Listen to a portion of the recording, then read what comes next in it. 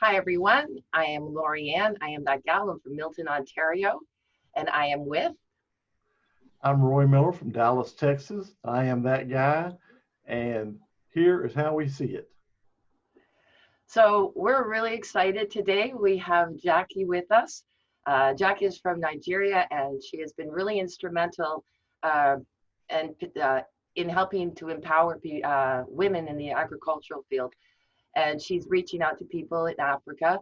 Jacqui has an amazing background. She's got her own radio station. She's got her own publication. And we've been in touch for several years, and we're finally getting to see each other, which is really exciting. So welcome, Jacqui, and thank you for joining us. So I don't know, Roy, did you want to start with a question for Jacqui? Yeah, can you tell me how you came about your process of empowering women in agricultural? What was your motivation for that? Okay, basically over here, you see, Africa, we have a lot of advantages here, but it's really surprising how people in Africa here still don't understand the huge resources we have here and to tap into it, so that it's not like every time they are looking out for funds, but there's certain things to do here that they can create um, living for them to earn a living. So, and again, the jobs are not here. You know, even talking about, when I talk about the women, I'm not talking about just married women. There are singles here as well, who when they finish school, all they are looking at is for them to get jobs in the offices. Everybody wants a white collar job, but nobody wants to go into farming. Meanwhile, you're hungry. And they are allowed to go out. I talk to them. I try interested in agriculture. We have the lands here. You know, everybody, they are carrying big, if you see the kind of gadgets they carry here, if they convert it into fun, they can farm, but they don't want to go to farm. So I said, okay, what can I really do to make this farming, to make agriculture a little bit attractive, so that the youth, instead of sitting down waiting for jobs, white collar jobs, we can get them into farming, because it's a huge potential there for them to farm. You farm, the market is here. Even when you want to export as well, you can export, but they're just not interested. So I go out of my way, in my own little way. I don't really have a huge, that's why I'm looking for organizations who can really come in and then probably establish a kind of a camp, a small camp where they can gradually drag them in. From there they can expand. When I interviewed them, they said they want a little bit of housing where they can stay, and the housing can be probably close to where the farms are, so they can just walk, okay, in the village, anywhere they can set it up, and then they can have the basic amenities like water and electricity, which are quite really we call them basic facilities, but if you know Africa very well the way I do, they are not basic. It's like you still have to struggle for them. So to them here, they are just not basic things. They see them as still something huge. So they want some of those things put in place for them to attract them, so that when they finish farming, they can go and relax and have some good life. I think that's how they mechanize farming agriculture, the way they are looking at it. But this is for you to just tell them to go to the farm. It's like, no, no, no, no. Farming is for dropouts. We can't do that. I'm a graduate. How do you want me to go to the farm? So I want to see if I can get organizations who are willing to make it a little bit attractive. And they can also benefit from it, because they have to export their crops. We have the cultivation here. The lands are so fertile. So the market is here. The manpower is here. It's just to create a platform that can attract them to work. That's fantastic. And are you right now also trying to organize, I guess, funds to actually have this created as well? Because I would think that that costs money to be able to do the housing on near the farming. So I would Small, imagine small you're, apartment. Yeah, small apartment. They don't really have to be huge luxury. Just small. Over here, we call them self-contained. When you talk about, okay, I don't know what you call them over there. One room apartment, just a shower and your room. That's all. It's called, That's all. here in the It's U.S. not something flashy. Well, Roy, here, you were saying something? well, yeah, here in the U.S. that would be called an efficiency apartment. It's kind of like a one room. Okay, Yeah, okay, yeah. okay. Mm.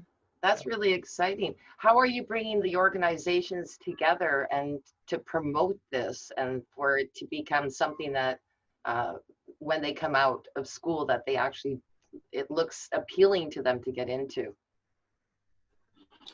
Well, everything I'm doing here is just on my own.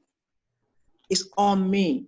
So all I do, because I'm in the media, so the little I do is to reach out with my media expertise. So, but it's not like I have the structure on ground here. So all I do is just to do my best to empower them. I have a little group. That one is not about agriculture, where I want specifically from my own pocket, but not this large agriculture, something I'm talking about.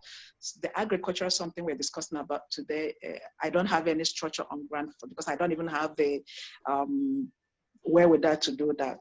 So all I do is just to stretch out to see people who are interested, yeah, who are looking for something like that. And then they can type in, I could work with them to make sure that they achieve what they want to achieve here. So. That's Are excellent. you involved with any of the schools in your area to try to work with kids or people that are, you know, that might be interested in something like that? Or are you involved any way that way?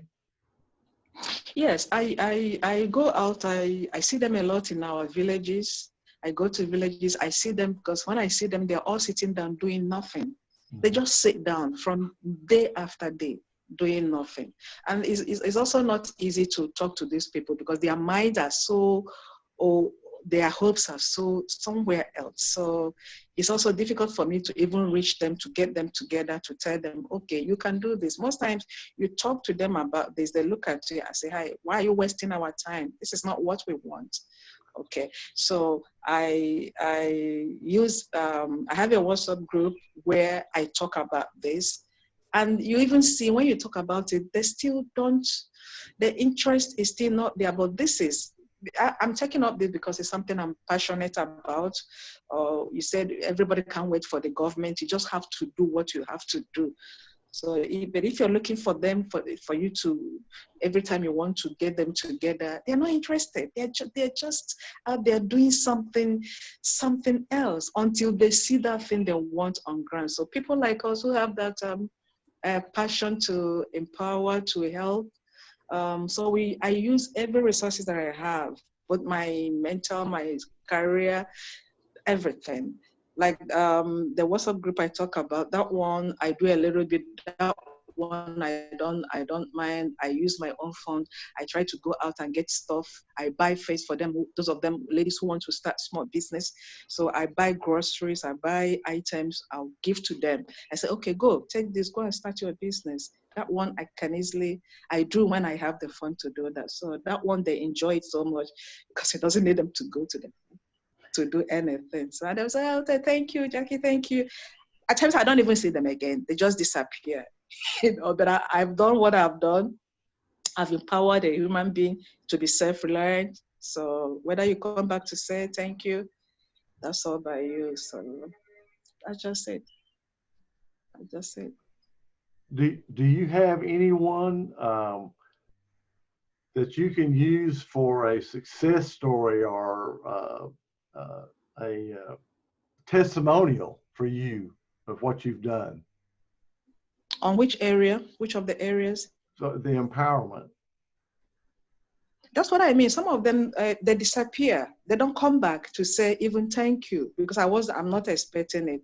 And it's not like some people, when they want to do something, they're out there taking pictures. I don't even remember to take pictures to say, okay, this is what I, okay, unless probably I have a big organization who wants to document those things, pictures and videos, then I can do that for them.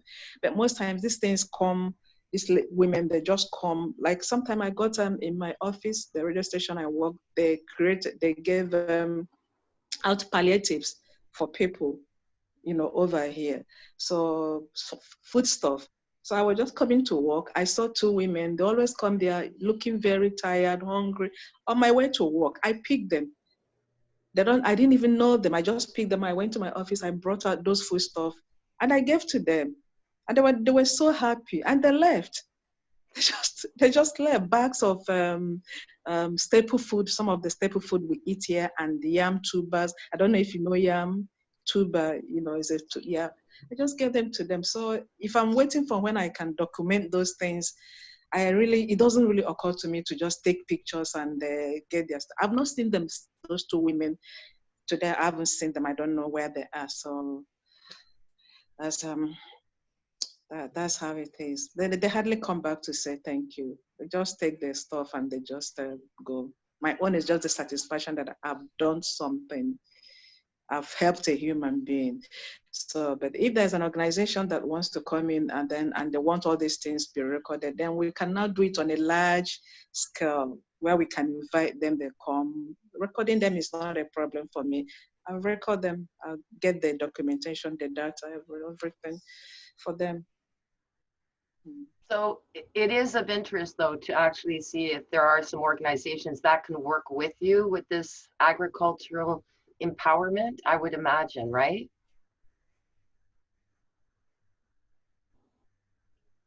Oh, I think we're locked up. Should we lost her?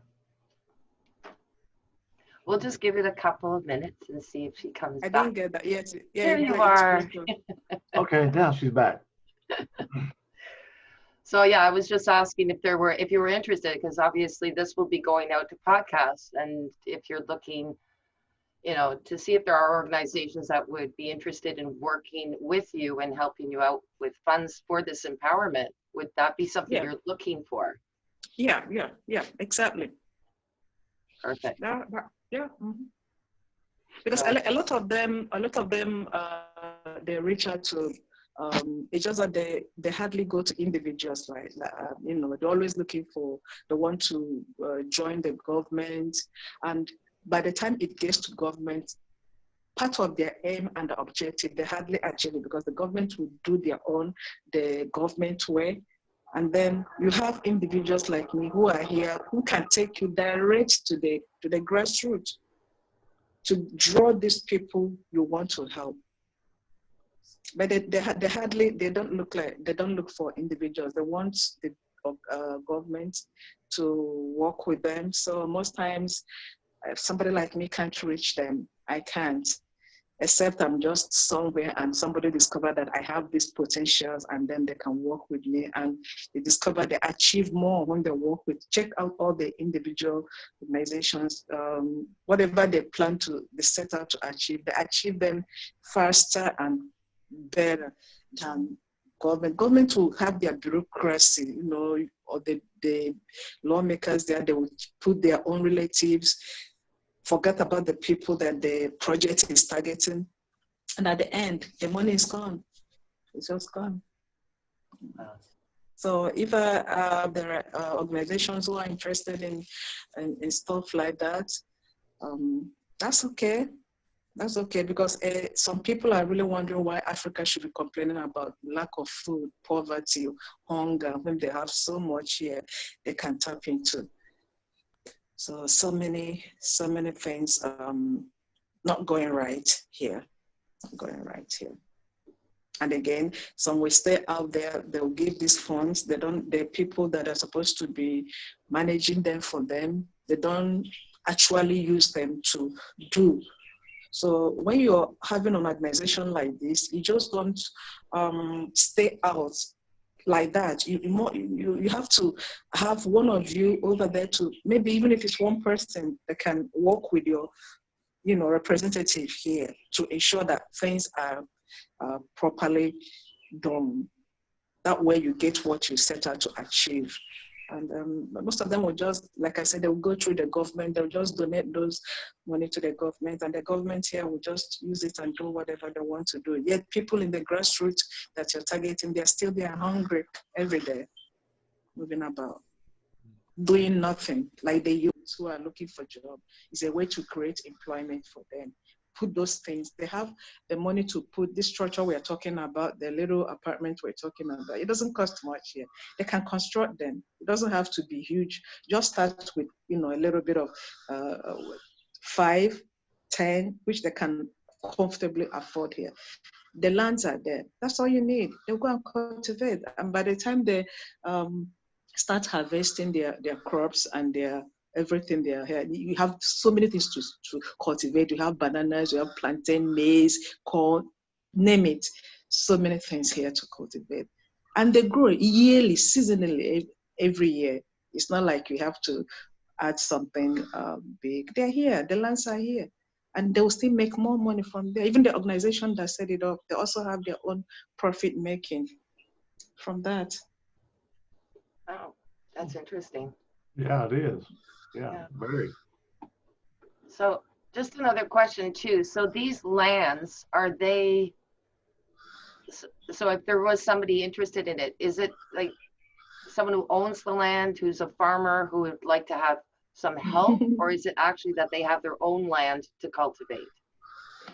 Yeah, in a situation like that, some people, some good individuals here, when they see your prospects, you want to develop their community, some of them can freely donate the land for you to cultivate on.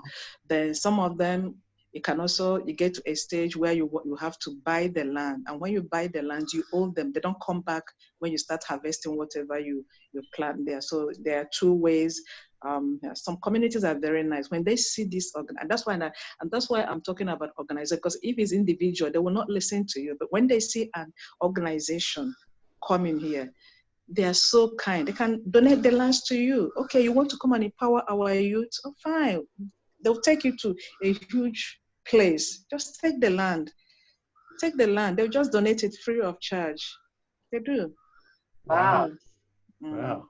Wouldn't happen here. No.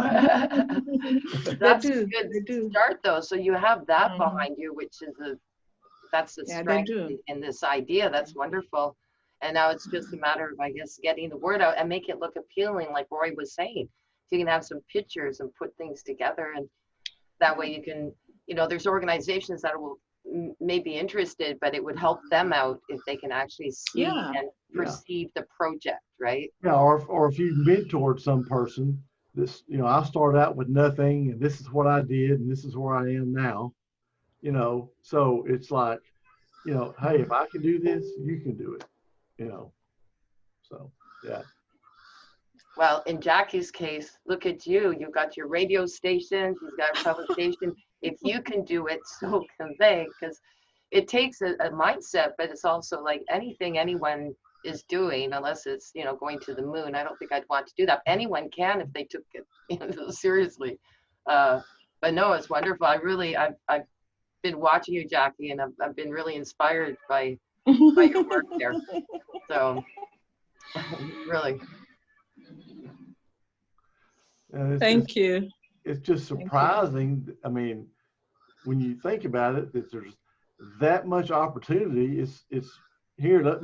Here, I'll give you this, and people say, no, I'm not interested. That's really hard to believe. I didn't get that, Roy. I didn't get what you said. Oh, I said it's hard to believe that there's so much opportunity there, and you're willing to give it to somebody, but they're not interested. They don't want to take it. No. No. They just want those basic things put in place for them, because if you don't, that's the attractiveness I'm talking about. Okay, because they don't have to pay for rent. They don't have to pay for, so everything will be of the agricultural, any name you want to, center or project area, they will be there. Because that's what most of them told me, that if all these things could be put there for them, then they don't have much problem. But then you look at it, you wonder the way they are thinking. They're all at home. You want them to, okay, why? But okay, I told them, why don't you start with your friends?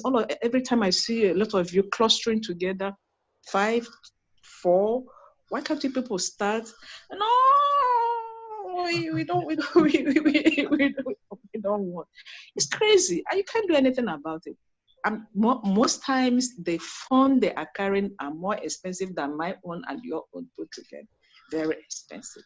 So really what you're saying is if you build it, they will come. Yeah, they will, because then they don't have excuse. And then you will now get the people, because once they are there, you will know these are the real people that really want to work. Because let me tell you, Roy and Laurie, agriculture here, for a graduate to go and farm, it's like you're bringing the person down.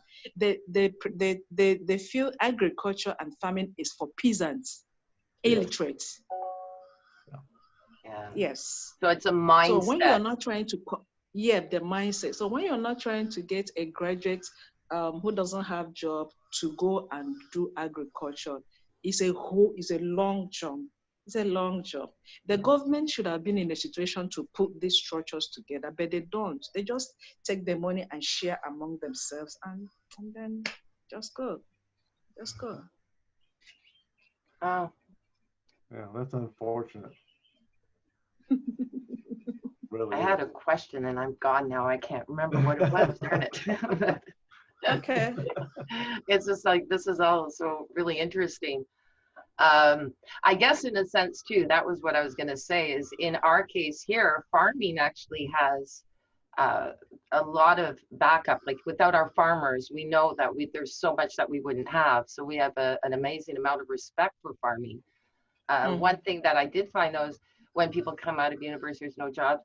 We had, and it's changing now, but the trades was the same thing. So you came out and they wanted those white collar jobs, but if you were in a trade, it was perceived as less. That is turning around a lot today, but that was something at one time, right, Roy? Well, yeah, because I was in the building trades. And when I started back in 1971, it was a career decision for me. And then as I progressed through it, like my kids said, Dad, there's no way I want to do that. I want to work in an office. I want to work on a computer. But as a tradesperson, I made 6 figures. I made over 100K a year. Not when I first started out, of course, but as I went through, when I retired, I was making over 6 figures. So there's money to be made. I didn't go to college, but I went through an apprenticeship program. Now then, these people are getting these college degrees, and they can't find a job. And if they do, they're getting a $40,000 a year job. And you can start out in the building trades at probably 60 or 70,000 starting out. And, and the thing we were always told is once you have a trade, it can never be taken away from you. You can always make a living. Yeah. Because you have a skill. You have a skill. The skill. Yes, the skill. Yeah. So that's what this farming, once they start, like it sounds to me, it's the same thing. You can't take that away. And they get the land to work on. Yeah. I mean, that's just phenomenal. Well, the problem in the U.S. is a lot of our farms are owned by corporations. So, and farming is expensive. And farming equipment's expensive. And I mean, it's a tough life, even here in the U.S., to be a farmer. Yeah. Okay. Yeah. So, anyway, Jacqui, I don't want to keep you too much longer. I really, really appreciate you taking the time from Nigeria. That's really exciting. Yes. And yes. Really, if there's anything that we can do, we're going to get the word out like this. And obviously, we're going to send this out on social media. And hopefully, maybe there's an organization out there that's going to say, wow, that's something I want to get involved with. And it would be great. So any organizations out there listening, if you're interested, please contact us. So Yeah, a lot of them do really go to most African countries, you know, they do. They are, but like they don't make a lot of noise, you know. You all, maybe once in a while you bump into them because they are not interested in just showing off. They just want to achieve their aim of lending out to humanity. That's what they want. So they don't make much noise. They're all there working until when you suddenly get in touch or meet somebody that does something like that, and like probably what we're doing here, one of them will hear about it and then they'll be interested. So that's yeah, how it starts, because it's not about publicity, it's about reforming lives, giving people better lives. That's what the whole thing is all about. So if it's about showcasing and stuff like that, you will be seeing them everywhere. But they are underground doing their humanity job, everything. Yes. that's beautiful. Well, thanks again. Laurie, you didn't look different. You still look the same way. you, Hi, the Jacqui. same way, Laurie. Yeah, your hair, the something, everything. I'm Jacqui, ageless. we would like later on, a few months from now, to come Mm, back and bring you back on and see what's gone on from now okay, to see if you've made some good success and made some good okay, strides in your goal. okay. Yeah, for That would be sure. really nice, Roy. That would be Yeah. really nice. And it's good to see you again. Laurie has talked so much about you. This is exciting for me. Yes, definitely. Me and Laurie, we talk every day. Me and Laurie, it's like, you know, but that's what I'm saying. It's like I'm not seeing her for the first time, you know. It's not new. No, it's true, So but I she's a but great girl. She's a great lady. Yeah, a great lady. face That's to it. face we haven't. We've seen our pictures, but yeah. So all right. Well, Yeah, yeah. thanks again.